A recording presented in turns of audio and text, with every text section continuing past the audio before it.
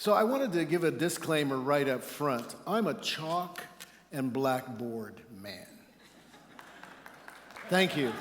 I started teaching at the age of 24 at Central Bible College. I was dean of men. I also got to teach.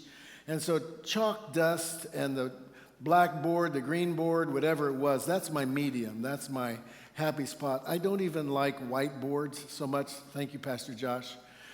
I'm the guy that at Evangel, I wrote some notes on a whiteboard to meet with some worship leaders, and a student came in and said, "Who wrote on the smart board?"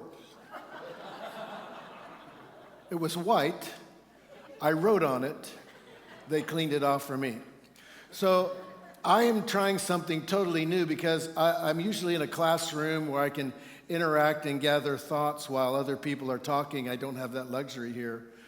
So if there are any moments in my teaching where I appear as an elderly man in a debate,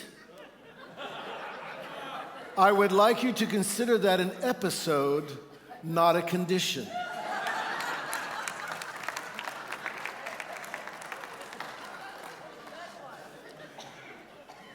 I'm so glad you watched the news.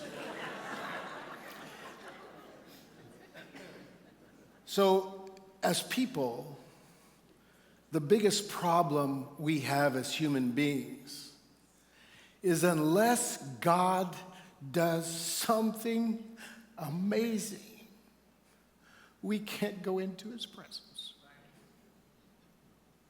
And I'm talking about presence with a capital P, the presence of God. And it's only in the book of Hebrews where we can see, it's only in the book of Hebrews where the writer tells us the lengths, the extent that God had to go through to get us into the presence, the Holy of Holies. Not the one on earth, the real one in heaven. So over the next 2 afternoons in this session and for both first sessions, we're going to be looking at the book of Hebrews and a progression of thought. The writer tends to bounce around a bit. And so in order to see what God has done, we're going to jump around a little bit. And this is Dan, by the way. He's the best. Are we doing okay?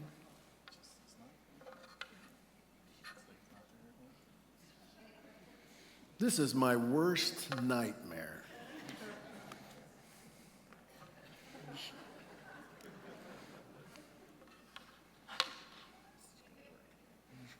Okay. There we go. Thanks, Dan. And so the progression we're going to be following over the next few days, the first half of this session, God had to make Jesus one of us. And so that's the title of today's message, first part of the teaching. In the second half of today's session, we're going to look at passages that describe how Jesus was not legally, under the Mosaic law, able to be a priest under the Levitical priesthood. So he had to do something new and create a whole new priesthood that only has Jesus in it. And so the writer does that. Tomorrow afternoon, we're going to be taking a very close look at the old Levitical system of sacrifice, and particularly the Day of Atonement that is referenced a couple of times in the book of Hebrews. So we'll be going through the Day of Atonement, the ceremony, and there'll be a couple of surprises in that first session. And then to end tomorrow, we're going to look at Jesus as our atoning sacrifice and our heavenly high priest. Everything we do in the first 3 sessions are leading us to that understanding of Jesus Christ, our atoning sacrifice and heavenly high priest, where he enters in to the Holy of Holies in heaven by his own blood, and we get to go in. So a background summary for Hebrews. Pastor Jim's been teaching on it as well, and Mark Ryder in the Joint Heirs class has been teaching on it. But Hebrews was written to a small house church in Rome who were facing intense persecution. They had faced persecution before. They have had to sacrifice their belongings, their possessions. But now Nero is in power, AD 64, and they're facing a second round of persecution. And this time they are facing most likely torture and death as they are brought before magistrates and they are asked this question: denounce Christ and live, or confess Christ and die. And so the position they are in, they are tempted in this extreme situation to revert back to Judaism, which they came out of to find Jesus, because Judaism was an officially recognized religion in the Roman Empire.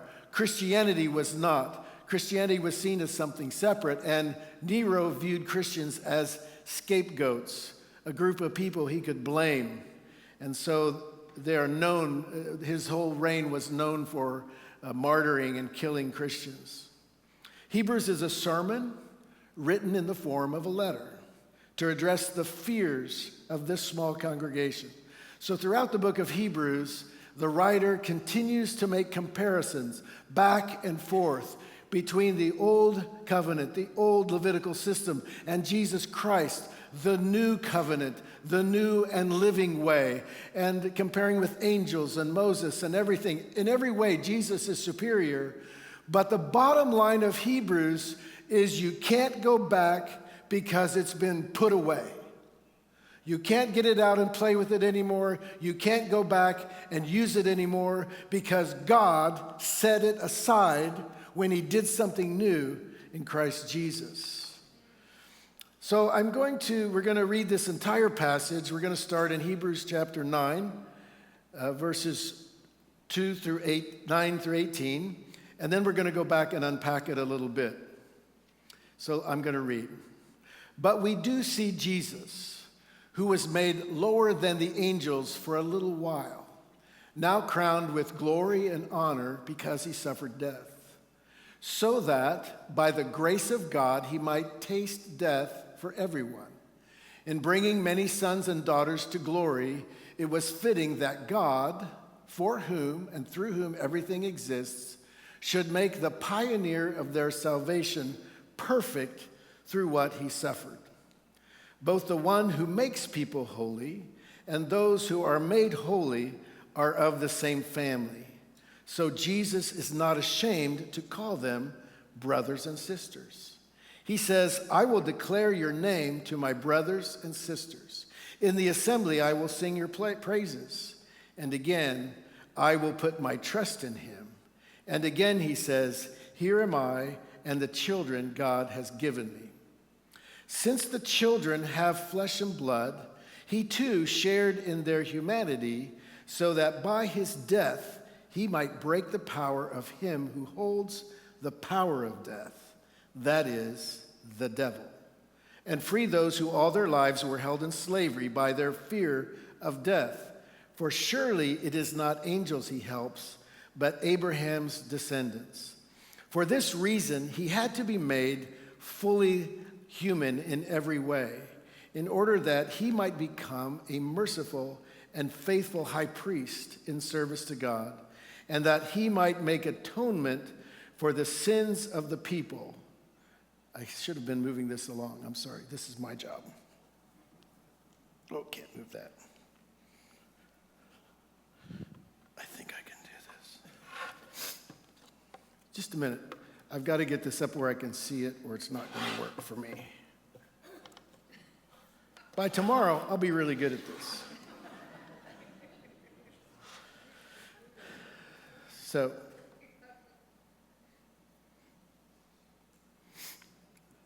I think we were reading, let me start there. For this reason, he had to be made like them, fully human in every way, in order that he might become a faithful, merciful, and faithful high priest in service to God, and that he might make atonement for the sins of the people. Because he himself suffered when he was tempted, he is able to help those who are being tempted. So let's look at verse 9. As we look at verse 9, we find that Jesus was made a little lower than the angels for a little while. This is the incarnation. But that's not how we see him now. We now see him crowned with glory and honor because he suffered death. He suffered death, and that is the basis for his enthronement. And all through Hebrews, we're going to see this enthroned theme where Jesus is now exalted above the heavens. He's seated at the right hand of the majesty in heaven. But we see Jesus, who was made a little lower than angels for a little while, so that by the grace of God, he might taste death for everyone. The purpose that he came as a human for a little while was so he could taste death. The very purpose of his coming was to experience death. And this is a Semitic expression, this word taste. And sometimes we say, well, I just want to taste that a little bit to see if I like it, and then I can avoid it if I don't. But this expression in Hebrew and in their culture means they ate the whole thing. They fully experienced it. Jesus had to fully experience torture and death for us. And that's why he became like us for a little while. In bringing many sons to glory, sons and daughters to glory, it was fitting that God, for whom and through whom everything exists, should make the pioneer of their salvation perfect through suffering. So here's God's purpose.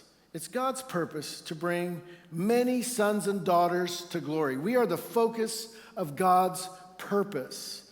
And this word fitting means it was in line with God's nature. It is in line with who God is and his character to cause Christ to suffer and to make him perfect through suffering. Do we remember Isaiah chapter 53, verse 10? Yet it was the Lord's will to crush him and cause him to suffer for our benefit.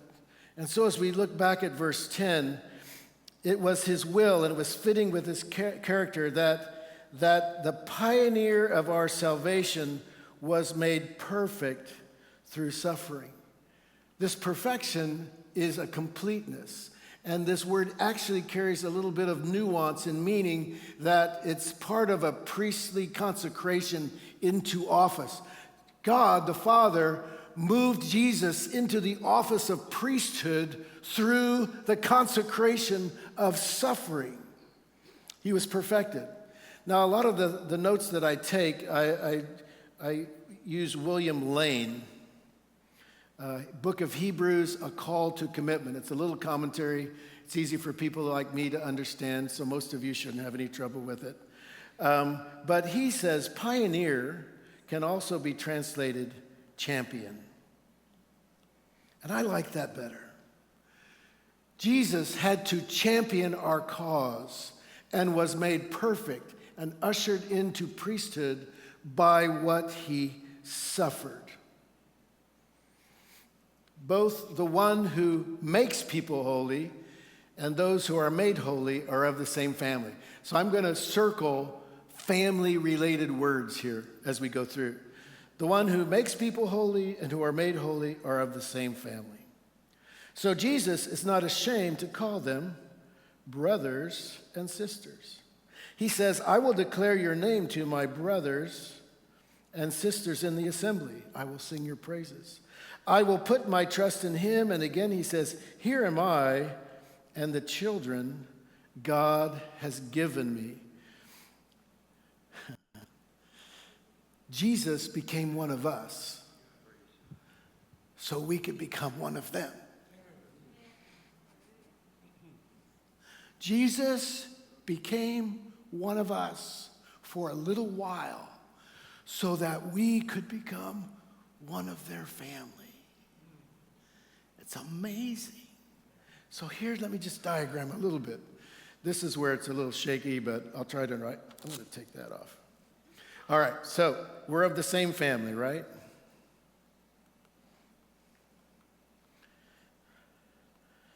feel like a medical doctor. Our champion. I'll just put champ. The one who makes people holy is the same family as the ones who are being made holy. Now,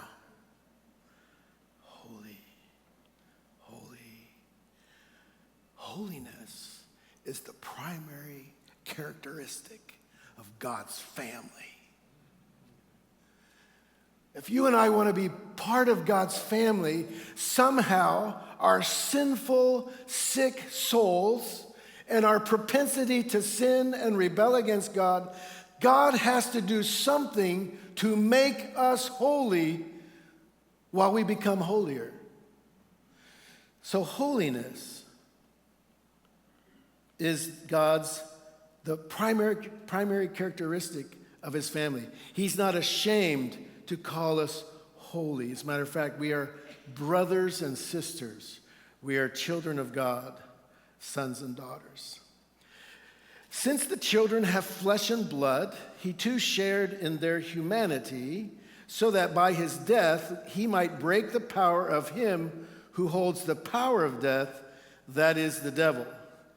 So flesh and blood is what we're made up of.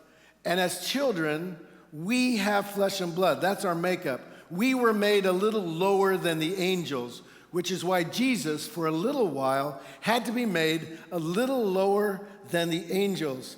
He too shared in their humanity. He became flesh and blood, a human being walking on this planet, so that by his death, he came to taste death for us, but his death is going to have a different effect. His death is going to break the power of him who holds the power of death, that is the devil, and free those who all their lives were held in slavery by their fear of death. This fear of death, think of the context. They are facing death. They are facing torture. They are facing losing family members because they confess Jesus Christ as Lord. Our faith, our gospel, has been tested in the most extreme conditions. This is a testing of the gospel of Jesus Christ in real life people that are facing death. And the thing that is driving them to go back to Judaism is their fear of death. But Jesus has broken the power of the devil, which means we don't have to fear death even if they kill us, even if we lose everything. And so it's not just a fear of death, it's the fear of dying for the sake of the gospel. For surely it is not angels that he helps, but Abraham's descendants. Verses 17 and 18 are a very concise summary of the preacher's point.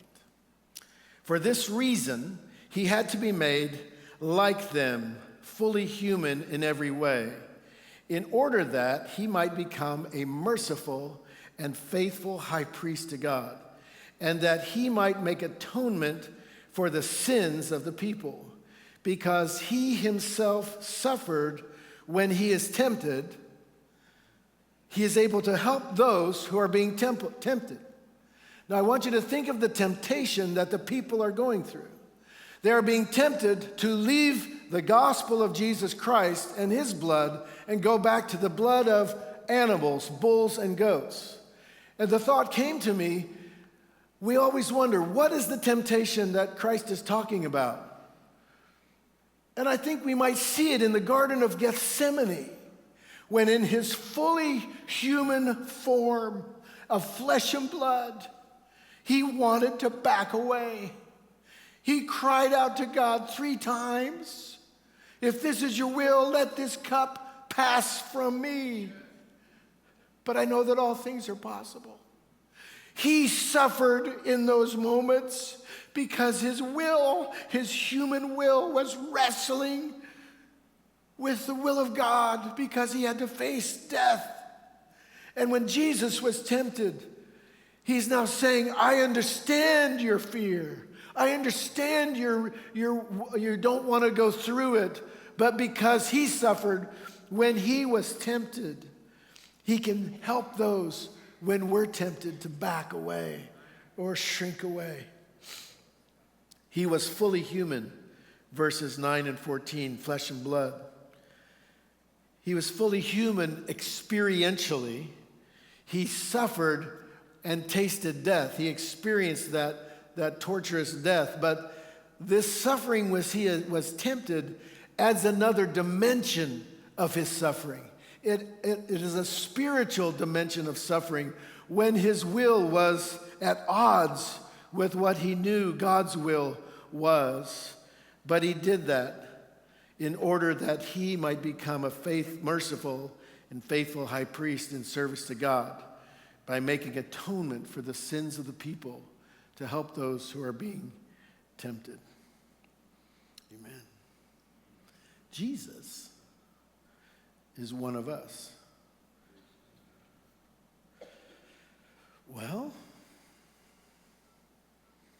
I think that's it for the first half. Why don't you stand up? I'm going to mess around with this a little bit, and then we'll get into the second half. Stretch, go say hi to somebody, and then I'll call you back in just a minute.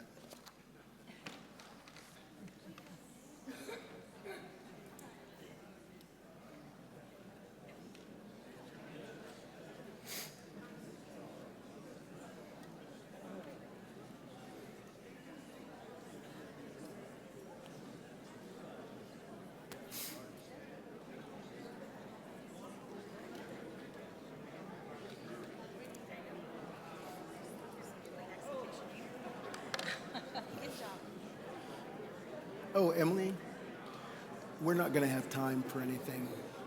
I'm just going to teach into the break, so there won't be anything afterwards.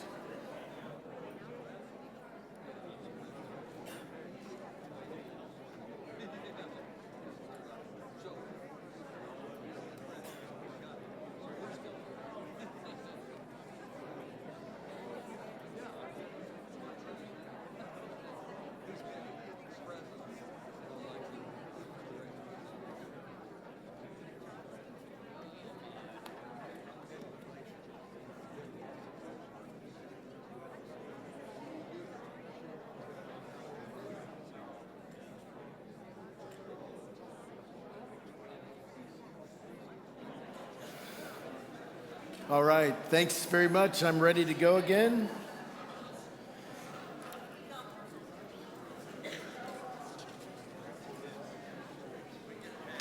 So I can already tell that we're going to go over time a little bit, so I'm glad we have a longer break.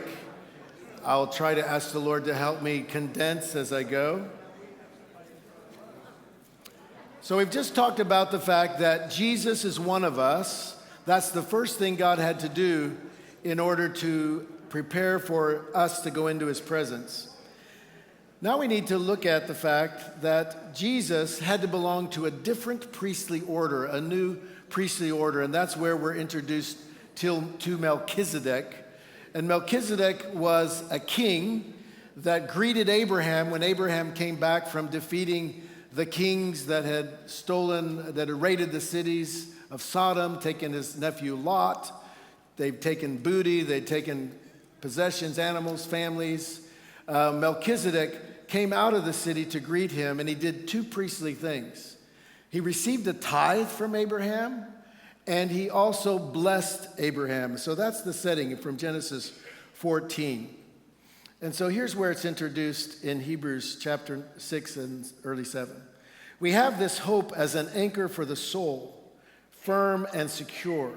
It enters the inner sanctuary behind the curtain, where our forerunner, Jesus, has entered on our behalf. Jesus has become a high priest forever in the order of Melchizedek. This Melchizedek was king of Salem and priest of God Most High. We have no idea how he became a priest. It's kind of a mysterious thing, but he met Abraham returning, he blessed him, he gave him a tenth of everything. Melchizedek means king of righteousness, And king of Salem means king of peace.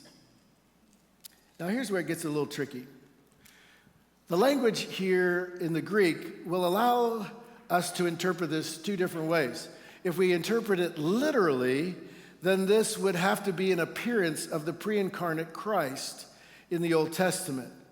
I mean, you don't get like this if you're a person. But the language also allows us to think about Melchizedek as a historical figure. And one thing I've learned over the years is if smarter people than me can't decide which it is, I'm free as a teacher to decide which one I think it is. So for today, I'm going to teach it as if he's a historical figure that prefigures the Jesus Christ and his priesthood. So we would interpret this figuratively, without father or mother, without genealogy, without beginning of days or end of life, resembling the Son of God. What this means is we don't know anything about this guy. He pops onto the scene, he shows up, blesses Abraham, takes the tithe, he's here, he's gone. We don't hear anything about him for another 1,000 years or more when David comes. So he's this mysterious figure that the writer uses to set us up for Jesus. Now, the law requires that descendants of Levi who become priests collect a tenth from the people, that is, fellow Israelites, even though they are also descended from Abraham. This man, however, did not trace his descent from Levi, yet he collected a tenth from Abraham and blessed him who had the promises. Here's the most important part. The lesser is blessed by the greater. So the entire priesthood is within the body of Abraham. And this mysterious Melchizedek blesses the entire family of Abraham going forward. And undoubtedly, the greater blesses the lesser. And so in one case, the tenth is collected by people who die, but in the other case, by him who is declared to be living. One might even say that Levi, who collects the tenth, paid the tenth through Abraham, because when Melchizedek met Abraham, Levi was still in the body. So here's what we can conclude or infer from this picture of Melchizedek that sets the stage. Jesus is a high priest in the order of Melchizedek. He is king and priest. He is a royal priest. He is a priest forever. He's eternal. Even though he was made lower than the angels for a little while, he pre-existed and he exists now forever in the presence of God. He stands alone. There's no predecessor, no successor. He entered the inner sanctuary behind the curtain on our behalf. And I just threw this in that he personifies our hope. Remember in 6:19, we have this hope as an anchor for the soul. It enters the sanctuary behind the curtain where our forerunner went in ahead of us. Our hope is personified in Jesus being our priest. I'm sorry I'm having to hurry. So let's move on.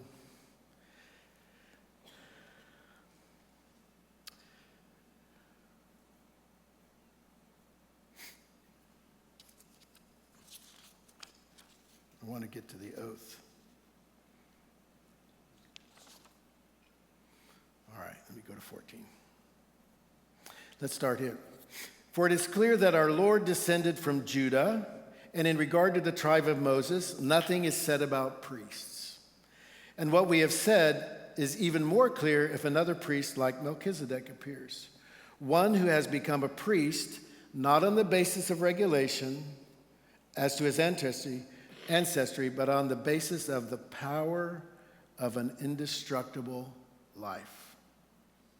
For it is declared, you are a priest forever in the order of Melchizedek. This is a messianic psalm, Psalm 110, verse 4. The former regulation is set aside because it was weak and useless. For the law made nothing perfect, and a better hope is introduced by which we draw near to God. This is worship language, drawing near to the presence of God. And it was not without an oath. Others became priests without any oath, but he became a priest with an oath when God said to him, "The Lord has sworn and will not change his mind. You are a priest forever." Because of this oath, Jesus has become the guarantor of a better covenant. Now, there have been many of those priests since death prevented them from continuing in office. But Jesus lives forever. He has a permanent priesthood. Therefore, he is able to save completely those who come to God through him, because he always lives to intercede for them.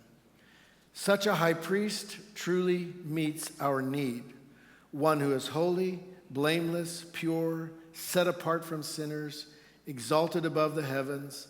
Unlike the other high priests, he does not need to offer sacrifices day after day, first for his own sins and then for the sins of the people. He sacrificed for their sins once for all when he offered himself. For the law appoints high priests, men in all their weakness, but the oath which came after the law appointed the Son, who has been made perfect forever. That was a long passage, but there are 6 elements to what God did through the order of Melchizedek that let's unpack quickly.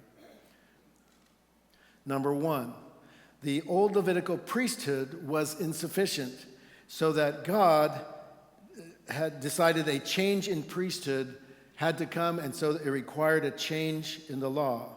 Here's the verse. Perfection could not be attained, and so the law must be changed also. God had to set aside the old first before the new.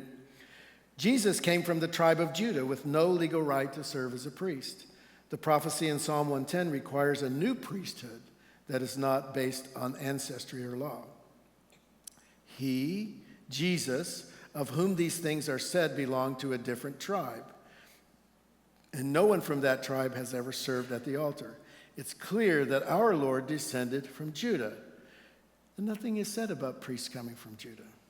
The third thing, on the basis of the new priesthood is twofold.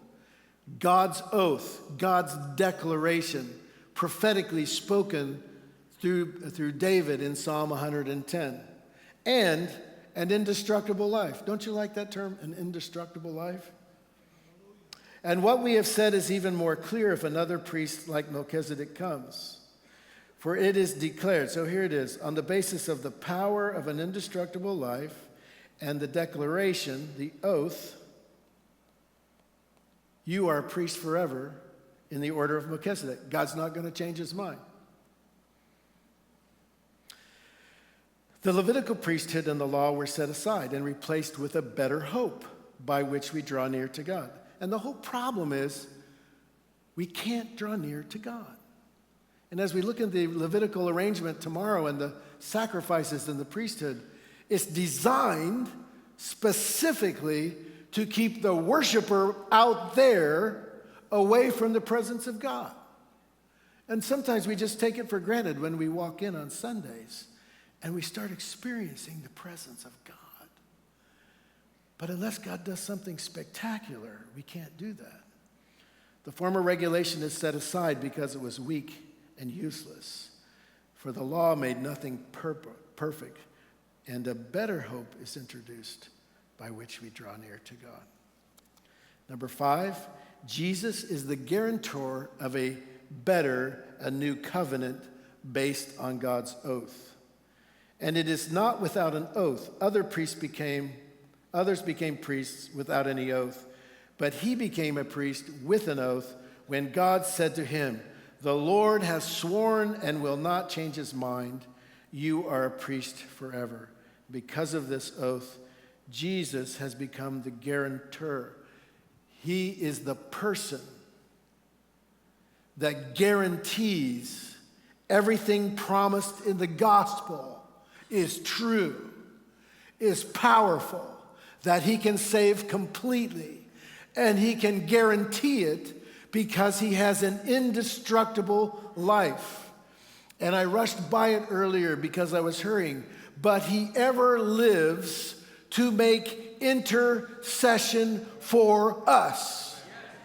And it's only here and in the book of Romans where we find what Jesus is doing now. He entered into the Holy Holies, and there he sat down at the right hand of the Majesty in heaven, and he stays there in God's presence as our high priest, interceding for us on our behalf. Because he has an indestructible life, he guarantees our new covenant. Finally, it's a permanent, powerful, and compassionate priesthood. He is able to save completely those who come to him.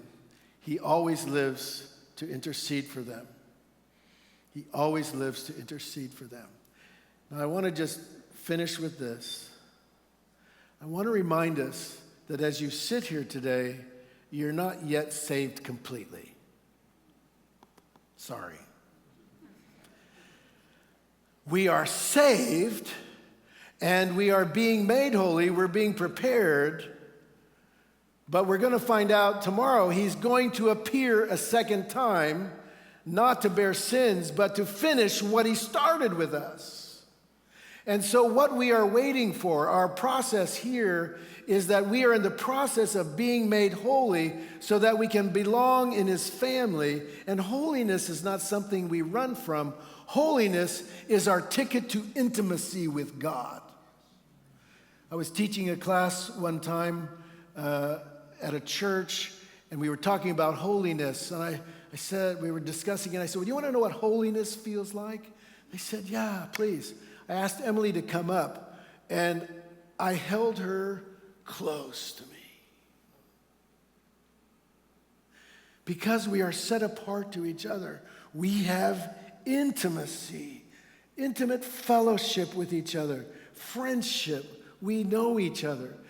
Holiness is intimacy with God because we are being made in the same family. He had to become one of us so we could become one with them. But he's going to finish the job. Our conclusion, such a high priest truly meets our need. Now, what is our need? Our need is we can't go into God's presence unless he does something for us and to us. Such a high priest, one who is holy, blameless, pure. Oh, what's this? Uh-oh. So he's one of us, but he's not one of us. He's set apart because he lived a sinless life. He is one of us, flesh and blood, but when he suffered temptation, in the end, he chose God's will and went to the death on the cross and thereby set himself apart from us who are sinners, who are in a mess because oftentimes we haven't chosen God's will. Jesus chose God's will every time, and in that measure, he is set apart from us. And because he is that, he has been exalted above the heavens. Hallelujah.